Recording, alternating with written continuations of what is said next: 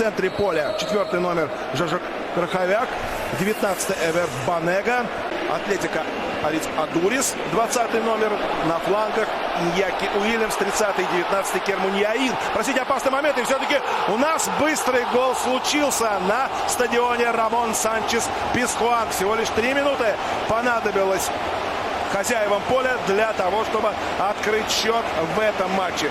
И Бора врывался в штрафную, и вот сейчас длинный пас.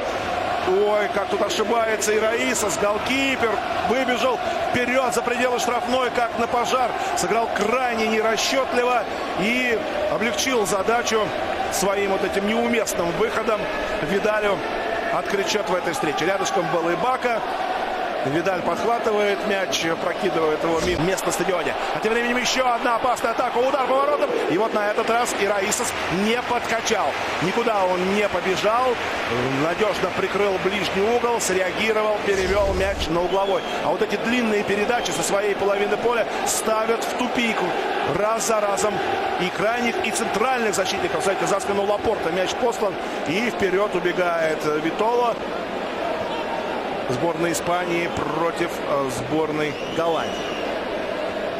Испанцы имели много моментов, но проиграли 0-2. И вновь некоторая неразбериха царит в штрафной и даже в площади ворот Атлетик Бильбао. Следует удар с близкого расстояния.